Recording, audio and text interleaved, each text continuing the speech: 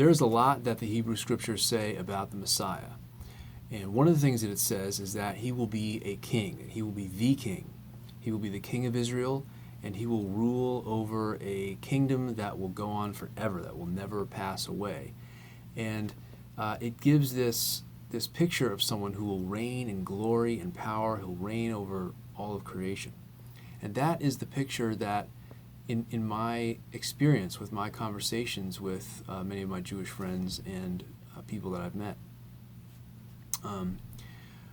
that's the sort of the main picture that they have of the Messiah. But there's more that the Hebrew Scriptures say about the Messiah. It gives us another picture of him as well. It talks about a king who comes in great humility. Here is something from the prophet Zechariah. He says, "Rejoice greatly, O daughter of Zion. Shout aloud, O daughter of Jerusalem. Behold, your king is coming to you. Righteous and having salvation is he, humble and mounted on a donkey, on a colt, the foal of a donkey." So the king comes to Jerusalem in humility, riding a donkey, which is kind of almost a silly picture. It's certainly not a picture of strength, right? It's a picture of weakness and great humility of someone, a king riding a donkey. It's not a very intimidating picture. And so that's one picture that we have of the Messiah from the Hebrew Scriptures. Now here's something that the prophet Daniel said in Daniel chapter 7. This is a picture that he had of the Messiah, which is very different. He says, "I saw in the night visions, and behold, with the clouds of heaven there came one like a son of man, and he came to the Ancient of Days, and was presented before him. And to him was given dominion and glory and a kingdom, that all peoples, nations, and languages should serve him. His dominion is an everlasting dominion, which shall not pass away, and his kingdom one that shall not be destroyed." Okay, so Daniel has this vision of a figure, one like a son of man, a human being, coming with the clouds of heaven. And he comes before God, the Ancient of Days, and he's given a kingdom that will go on forever. He's given glory and dominion, and people of all nations, of every language, will serve this person. It's a picture of great power. And so here are these two very interesting pictures of the Messiah. Well, as you may know, Yeshua, Jesus, at the week of his crucifixion, he rode into Jerusalem on a donkey. And obviously when he did that, he was making a very strong statement about his identity. Pretty clear in light of Zechariah's prophecy what he was saying. But then later on, at his trial, he was questioned by the high priest and the Sanhedrin, the religious leaders,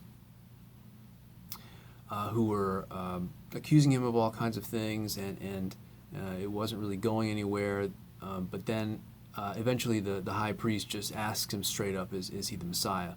And here's how that exchange goes and how Jesus answered him as recorded in the Gospel of Mark. It says, "Then the high priest stood up before them and asked Jesus, 'Are you not going to answer? What is this testimony that these men are bringing against you?'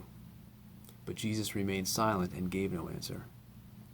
Then the high priest asked him, 'Are you the Messiah, the Son of the Blessed One?' 'I am,' said Jesus, 'and you will see the Son of Man sitting at the right hand of the Mighty One and coming on the clouds of heaven.'" And that sort of seals his fate. They say, well, okay, we've just heard from his own mouth. We don't need any more witnesses. He's committed blasphemy, and he's sentenced to death. And obviously when he says that, he's saying, I'm that person that Daniel saw in his vision, coming on the clouds of heaven, who will rule over an eternal kingdom. So what do you think? Are you open to the possibility that Yeshua could be the one whom Zechariah and Daniel talked about? He rode humbly into Jerusalem on a donkey, And he is now served by people all over the world from different cultures, different backgrounds, who believe that he is the king of the kingdom of God. And they put their trust in him, they put their hope in him. Now, obviously, it wouldn't be too difficult for him to fulfill the prophecy about riding into Jerusalem on a donkey. That's not so difficult to do.